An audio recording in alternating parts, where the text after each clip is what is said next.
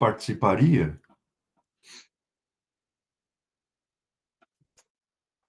Ela deve chegar ainda. Bom, a maior parte desse trecho aí é de uma leitura mais que aborrecida, né? Eu já ia mencionar que talvez seja o trecho do Marx que mais me chateou de ler, assim. Não, foi uma dificuldade de absorver aquela, principalmente depois que ele, naquela parte do segundo ponto ali, onde ele primeiro ele apresenta o problema, apresenta algumas questões, e aí ele começa a avançar nos cálculos e numas possibilidades e tal. Aquilo ali me deixou muito, eu não consegui absorver praticamente nada por conta até acho que da estrutura do texto, assim, é muito difícil de absorver. E com a mesma, tava com a mesma agonia, assim, eu desisti de entender, inclusive eu fui além essa parte que começou, porque já é difícil, na minha opinião, a parte que entra a matemática do Marx ali de entender, e a estrutura do texto, né, eu já me perco no sem a parte, tipo assim, a estrutura que ele está construindo, a crítica ali, a revisão, enfim. Eu fui retomar, entender a proposição dele no final, assim, quando ele retoma e faz o resumo, né? Quando ele resume o que ele discutiu. Mas, ao mesmo tempo, quando ele conclui o raciocínio, ele fala: Isso não dá certo. Fica aí uma sobra que não dá para incorporar no. Ele está desenvolvendo a crítica àquele esquema do Adam Smith, segundo a qual a composição do valor e, portanto, da produção global das mercadorias equivale a V mais M, ao, ao valor da força de trabalho, na linguagem do Marx, e a mais-valia, ou a salário e lucro. Só que ele começa a desenvolver o raciocínio dele no âmbito da circulação geral de mercadorias. Ele tenta resolver o problema da questão que ele põe ao esquema do Adam Smith, que é o fato de que o Adam Smith e seus seguidores não estão atentos para a reprodução do capital constante, que é a, o tópico que a Rosa vai desenvolver no acumulação do capital. Então, a questão da reprodução do capital implica não só a reprodução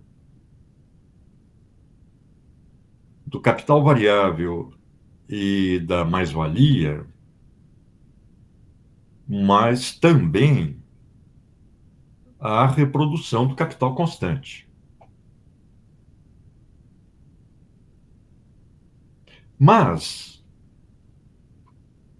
observem que o Marx, ele desenvolve o raciocínio a partir da troca de mercadorias entre produtores de uma linha sucessiva de produção.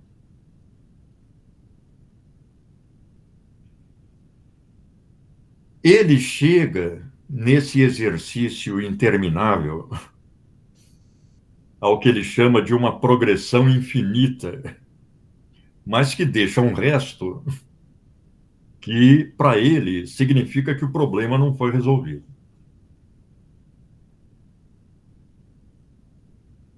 Ainda que ele considere que uma parte dos meios de produção possa ser incorporada ao processo produtivo sem ser lançada na circulação, como é o caso, por exemplo, da semente na agricultura, em que ela é produto da atividade, mas, ao mesmo tempo, ela vai ser reincorporada na produção do ano que vem, sem ser lançada na circulação, sem ser objeto de troca entre diferentes capitalistas. Ou seja, com todo esse monte de cálculos que o Marx faz, ele chega no final sem resolver o problema. Mas aí aparece uma frase que eu achei muito significativa nessa fração de texto, que está aí na página 127.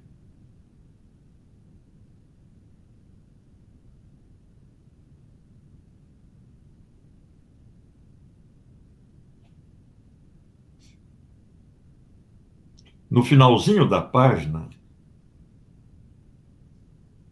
em que ele diz o seguinte: é o penúltimo parágrafo. Avançamos até aí nessa questão. A ser retomada quando tratarmos da circulação do capital. Então, veja, o livro 2 está em aberto quando ele escreve isso aqui. E no livro 2, ele, inspirado no modelo do Kesner, procura resolver a questão da reprodução do capital total através daquele modelo de 2 departamentos. Só que o modelo de 2 departamentos supõe uma análise que me parece que ele não fez aqui ainda, mas que ele faria subsequentemente, que é a análise da circulação do capital individual. Porque há uma diferença crucial entre a tese que ele defende no livro 2 e esse raciocínio que ele fica desenvolvendo aqui sem chegar a uma conclusão. Por quê? No livro 2, o Marx encaixa a circulação do capital como um processo autônomo no interior da circulação geral de mercadorias. Então, não há uma coincidência entre a circulação do capital e a circulação geral de mercadorias, o que parece estar havendo nesse trecho.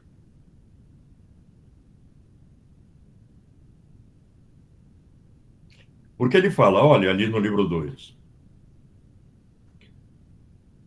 a circulação do capital supõe a circulação de mercadorias. Mas ela se desenvolve, a circulação do capital individual, autonomamente no interior da circulação de mercadorias. É aquele esquema que ele cria de dinheiro que se transforma em meios de produção e força de trabalho, que se transforma no processo produtivo, que produz uma massa de mercadorias que é vendida e no ato da venda aparece um delta a mais aí, que é a mais-valia. Na reprodução simples, toda a mais-valia é consumida pelo capitalista.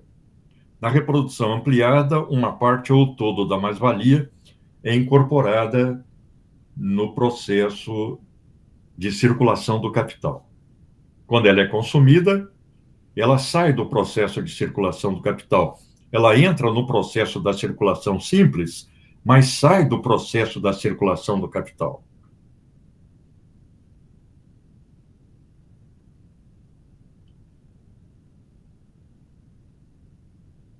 E aqui ele não chega a uma conclusão, porque ele está supondo que tanto o salário quanto a mais-valia estão inseridos num processo de reprodução do capital.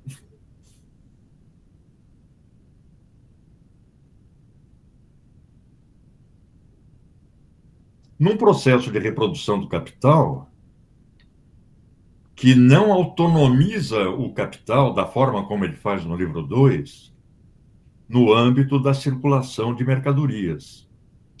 Circulação de mercadorias geral, essa, que por sua vez, no livro 2, ele subordina à circulação do capital.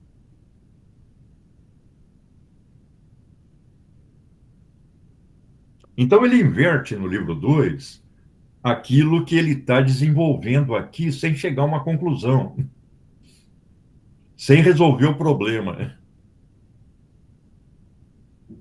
É por isso que me chamou muita atenção ele dizer aí na página 127, até aí, avançamos até aí nessa questão a ser retomada quando tratarmos da circulação do capital.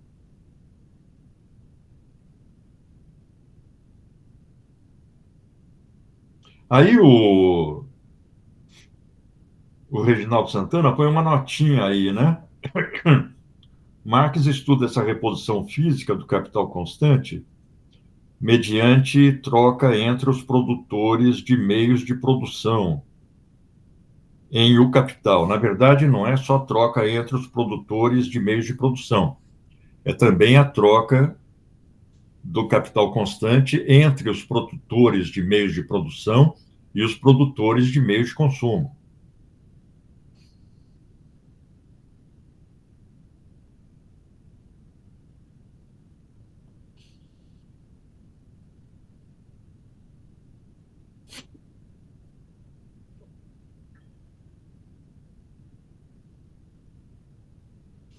Aqui me parece que ele está ainda encaminhando aquela crítica de que a reprodução do capital total requer a incorporação do C no esquema do capital constante. Vejam que o Adam Smith ele chega a uma teoria do valor e da reprodução do capital global em que ele fala, olha, o valor é a remuneração do trabalho mais o lucro. Dependendo do contexto, se for a produção agrícola, onde o proprietário da terra não é o produtor capitalista, esse trabalho excedente se divide também na renda da terra. Então, o Marx ele critica essa teoria do Adam Smith da composição do valor da mercadoria. Você vê que nas sessões anteriores ele chega a pescar na Riqueza das Nações formulações do Adam Smith em que ele é obrigado a refletir sobre a reprodução do capital constante ou sobre a reprodução dos prédios, máquinas, etc., mas ele utiliza um contorno, ele procura dar uma resposta para essa questão, diferenciando renda bruta e renda líquida. E não no âmbito da análise do valor da mercadoria e da reprodução do capital.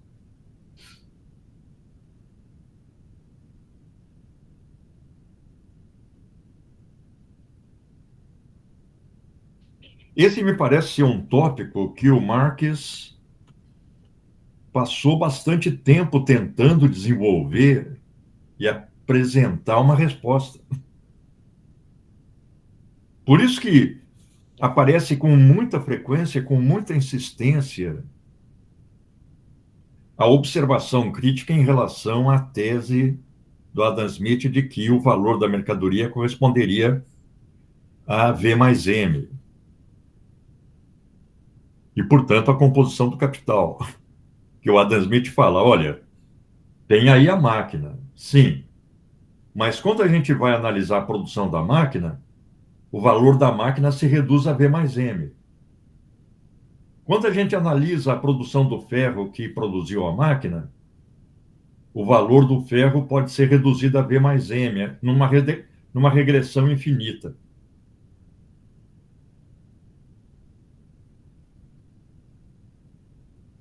Aí o Marx até fala, nós teríamos que chegar a uma forma de produção em que não tem capital constante.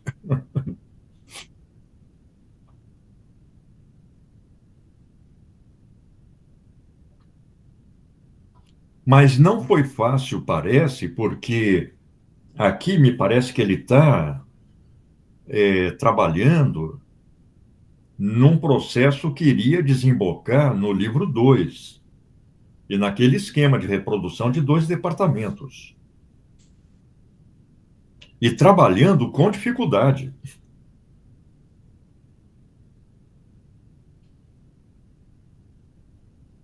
Ele desencadeia esse processo de cálculo e depois de N formulações, ele percebe que não consegue chegar a uma conclusão. Sobram 12 jardas de linho, no exemplo que ele dá.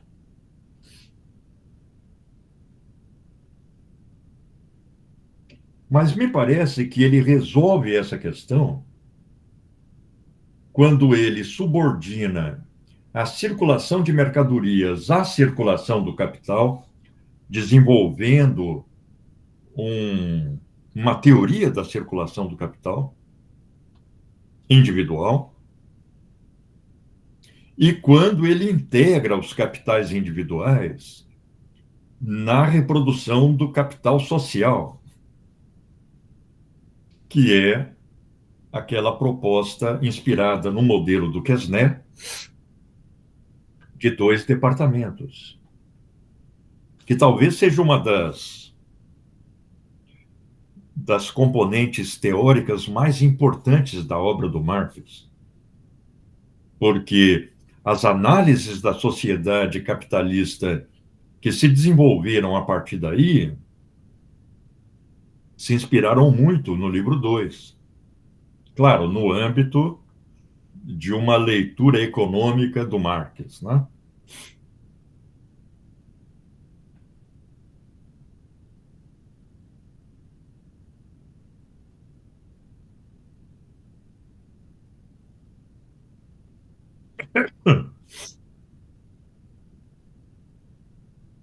Veja, mesmo que ele faça resumos e tal, ele é inconclusivo. Aí ele fala, avançamos até aí nessa questão, a ser retomada quando tratarmos da circulação do capital. Tem uma coisa muito curiosa nesse trecho, na página 89,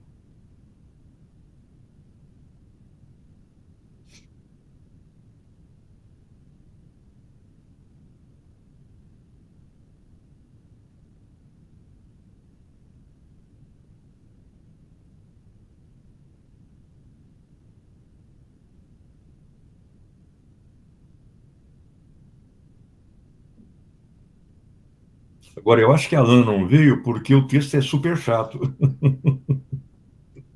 A gente estava comentando, segunda-feira, da chatice da última parte do livro 2, né?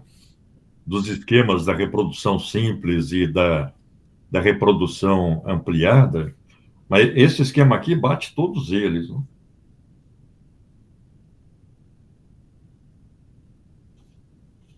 Aqui na página 89, mais ou menos no meio da página, entre parênteses,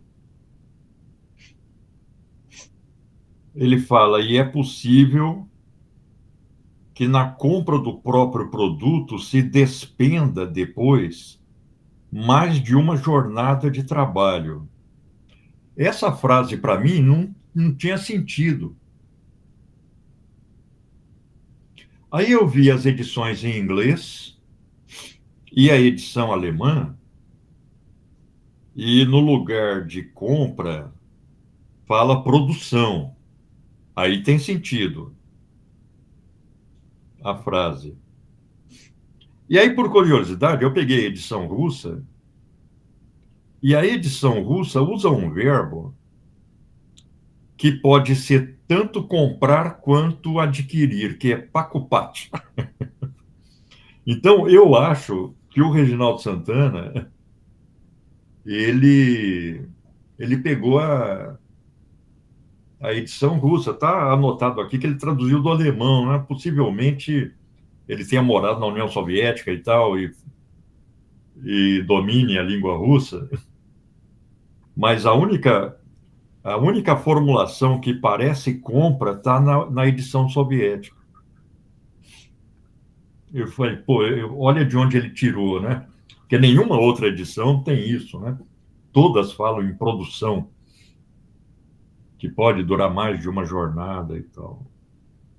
E você vê que ele monta todo esse esquema supondo que as relações de valor não se alterem, né? O que tornaria muito complicado. Supondo que todos vendam a mercadoria produzida, quer dizer, supondo um fluxo sem obstáculos e sem alterações dessa sequência de trocas entre setores diferentes do processo produtivo.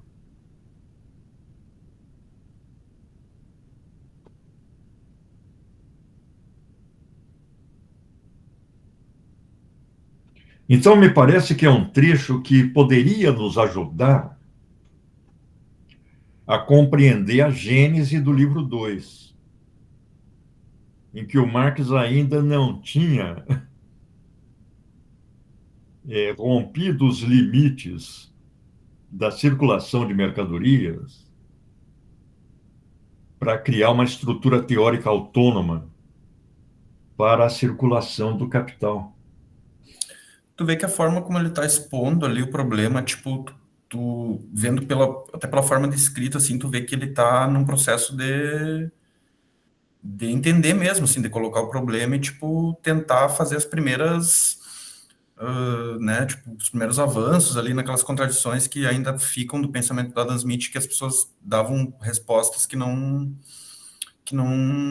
eram satisfatórias, né? Ele coloca ali que o Ricardo, Claro. ele faz uma crítica ali ao Ricardo, que o Ricardo em momento nenhum considerava o capital constante, que os seguidores do Smith, no geral, se confundiam entre as definições de valor. Então, o próprio Marx está um pouco ali, tipo, numa escuridão que ele está tateando, né?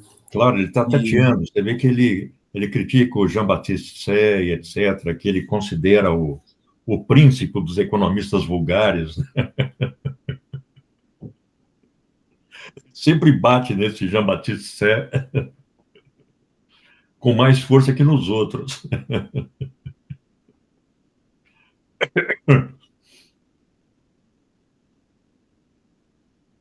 Que foi um divulgador da obra do Adam Smith, né? Um editor da obra do Adam Smith na França.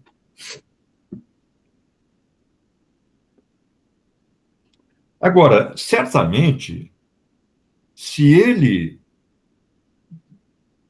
tivesse conseguido produzir o livro 4, possivelmente isso aqui entrasse só como uma indicação de como se desenvolveu o raciocínio dele, de uma forma muito mais restrita. A gente vê que ele está num processo reflexivo.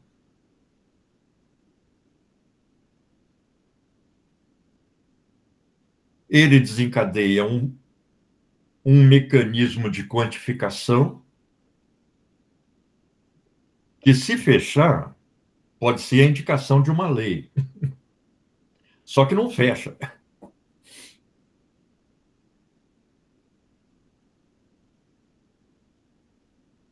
Eu estava dando uma passeada lá pelo nosso repositório de vídeos, Pamela, e eu vi o último debate do livro 2, do capítulo 1 do livro 2, tem quase 300 visualizações. 273 e tal. E teve um comentário de um cara que eu não sei se valeria a pena seguir, porque ele fala, olha, não daria para fazer as playlists de acordo com o livro 1, livro 2, livro 3.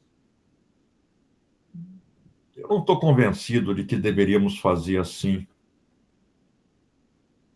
E aí ele elogia, pô, tá legal isso que vocês estão fazendo.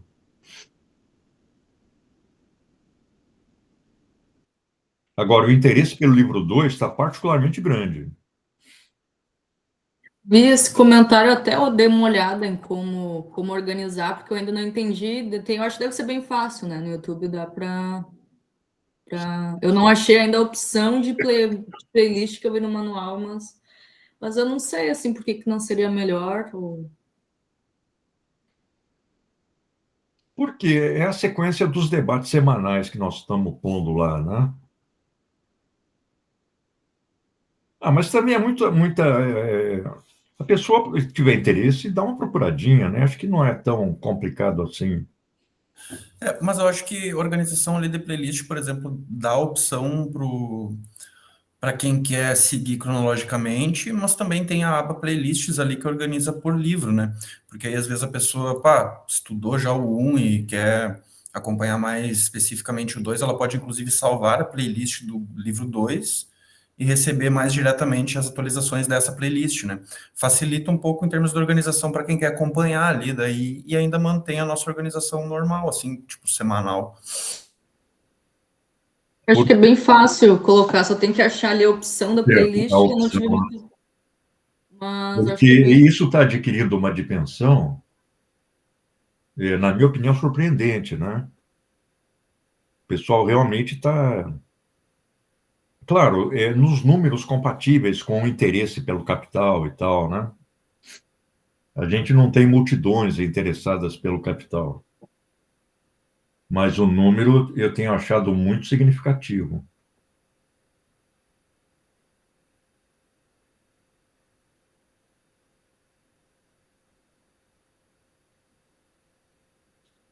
A bola está quicando. Deixa eu ver se eu tenho mais alguma coisa.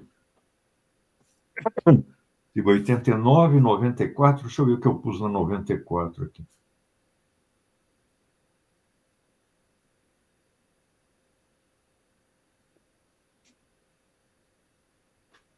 Tem uma frase aqui que indica o caminho que ele já estava adquirindo para resolver o problema na página 92. Ele fala: o valor do produto acabado do tecido de linho reduz-se, portanto, a duas partes. Uma readquire os elementos do capital constante simultaneamente produzidos, e a outra é gasta em artigos de consumo. Para simplificar, abstraímos aqui totalmente da conversão de parte do lucro em capital. Mas aí, na página 96, que é mais ou menos uma sequência dessa frase, ele fala: o valor da própria mercadoria vendida decompõe-se em novo trabalho adicionado, salário e lucro, e trabalho pré-existente, valor do capital constante. Isto é, o valor do vendedor, de fato, o valor da mercadoria. Então, do ponto de vista do vendedor, a mercadoria é C mais V mais M.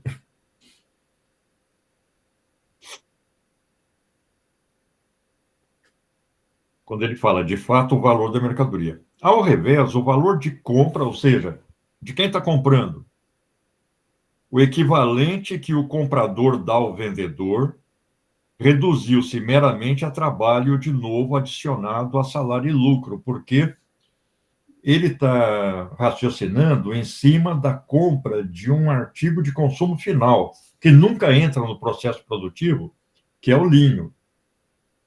Então, quem compra, compra com salário ou com mais-valia.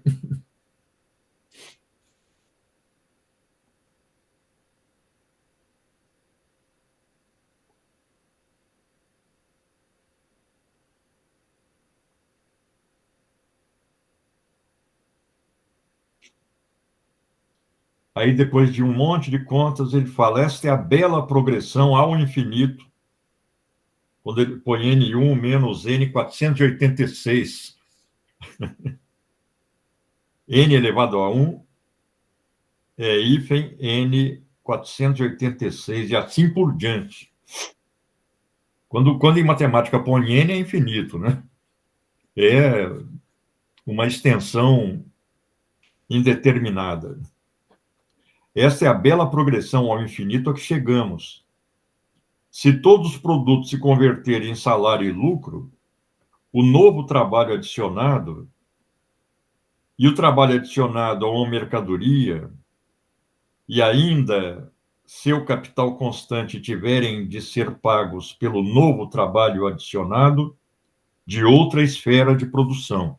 É aquela regressão que ele apresenta sob a forma de progressão aqui, que nunca chega a um termo.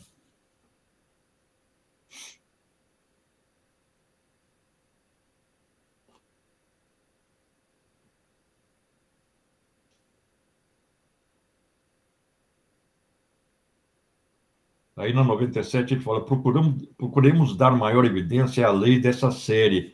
Aí a série não termina. Logo depois disso ele fala, de nada adiantou, portanto, termos deslocado a dificuldade. As 8 jardas de linho de A, ou as 24 horas de trabalho, as 2 jornadas que representam no produto o valor do capital constante, utilizando quase 800 ramos de produção. Então ele vai avançando, mas não chega, não consegue chegar, porque ele não conseguiu ainda apresentar o problema da forma adequada.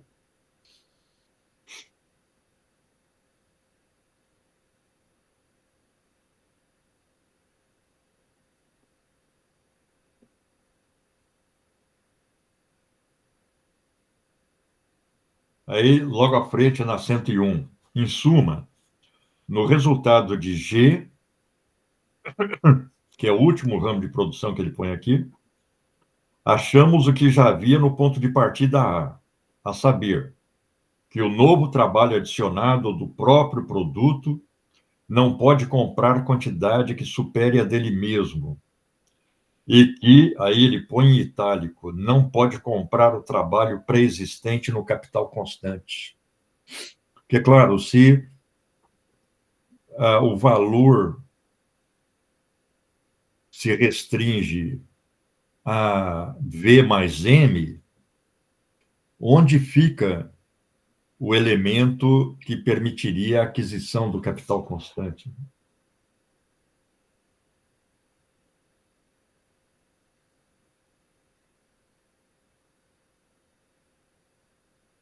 Olha aqui, na página 102, aliás, era de se prever, desde o início, que interpor os atos de troca, as vendas e compras, em que se confrontam diferentes mercadorias ou produtos de diferentes esferas de produção, não nos levaria a nenhum passo à frente.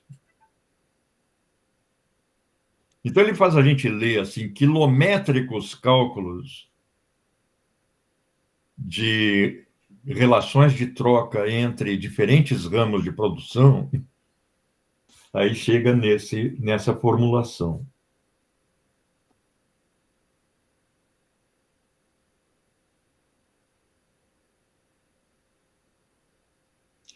Ou seja, me parece que ele estava aqui no meio de um processo reflexivo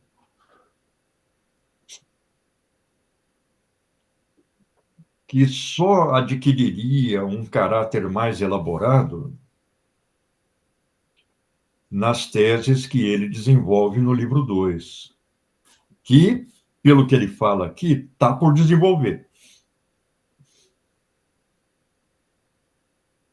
Talvez seja interessante um trecho como esse num estudo sobre a gênese do pensamento do Marx, né?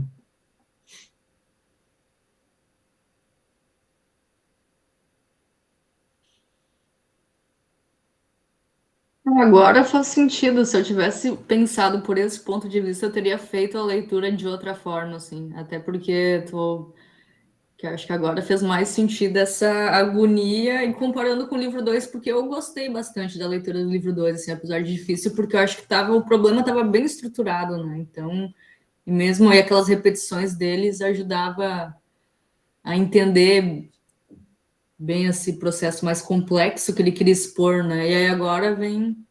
Claro, aqui ele faz um encadeamento de trocas entre ramos de produção. No livro 2, ele separa a estrutura produtiva em 2 departamentos e começa a analisar as relações. inspirado no Tableau Économique do Quesnay.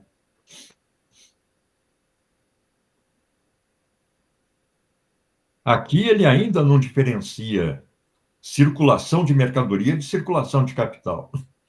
Circulação de capital está em aberto para ele desenvolver. No âmbito da circulação de mercadorias, pura e simplesmente, ele não consegue resolver o problema. E nem levar a termo a sua crítica ao Adam Smith, ao Ricardo. Ele está avançando, claro. Ele está procurando formular o problema. Ele está delimitando as insuficiências dos modelos anteriores. Mas ele não tem uma resposta ainda.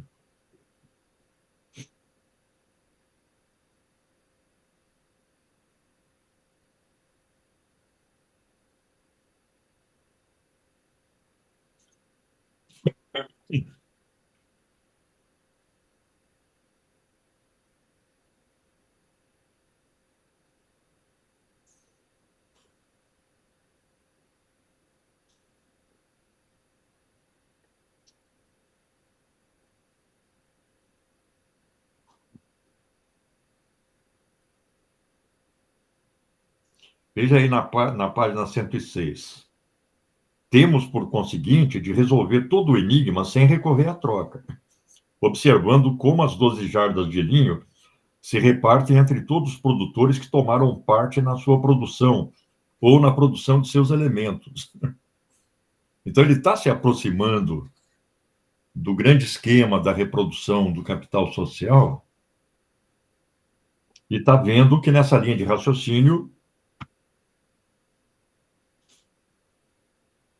ele não vai resolver o problema, né? E aí ele recapitula.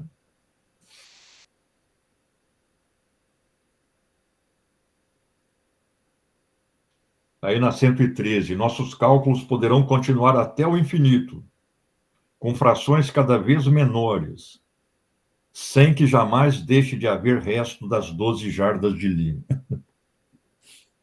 Quer dizer, claramente ele está no âmbito da troca de mercadorias.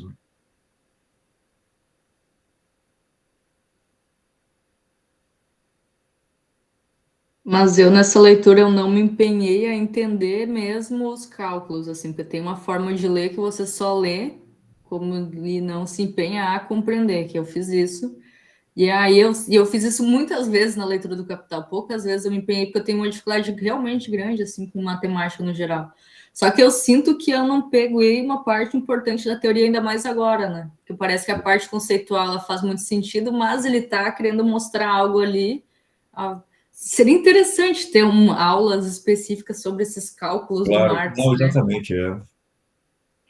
Aí na 114 ele fala, ficou, portanto, evidente que de nada adianta deslocar a dificuldade de um para dois. Ele está passando de um setor para outro, né, do processo produtivo, e etc.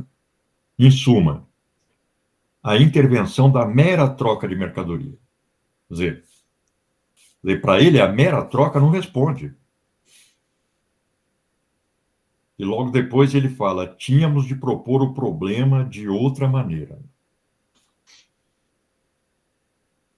Talvez a melhor tradução seria, teríamos que propor o problema de outra maneira.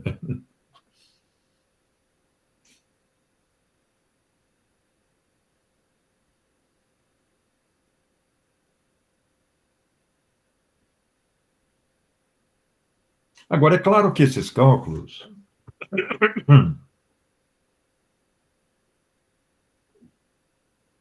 a gente também vai se familiarizando com eles na medida em que a leitura se repete, né?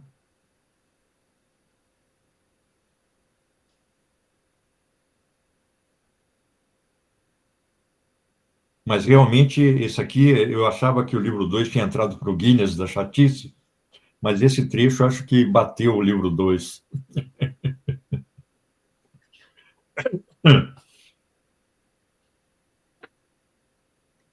O livro 2 eu lembro, tem uma boa lembrança dele, assim, que tem uma coerência que se explicita, assim, ele consegue demonstrar o que ele quer. O problema está coerente e ele vai construindo e depois ele junta as coisas e tá tudo, consegue visualizar, assim, eu gosto do livro 2, acho que é o que eu mais gostei. Vamos considerar também o mérito do trabalho de edição do Engels, né, que pegou manuscritos diversos e tentou dar uma montagem que fizesse sentido, né? E tem várias passagens do Engels também, né? Ah, sim, claro, claro. Tem passagem que ele reclama do Marx. O Marx não entendia nada de cálculo comercial.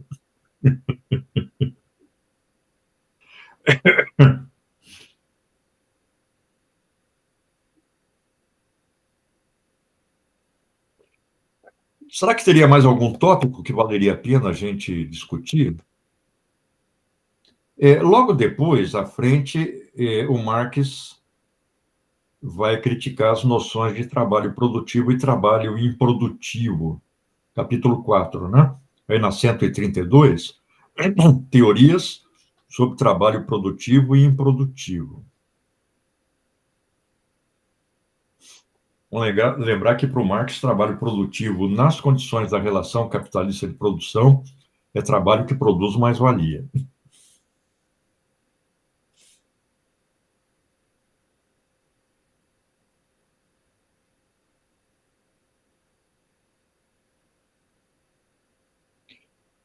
Então tá, pessoal. Nos vemos na próxima quarta. Beleza. Na Tchau, próxima, tchau. mantemos. Aliás, eu fiquei um pouco temeroso com esse capítulo que nós lemos hoje, porque quando eu inseri no calendário, eu não vi o número de páginas. Ele é enorme, né?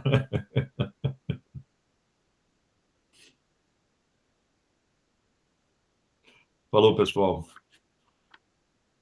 Até Falou, até quarta. mais. Tchau, tchau.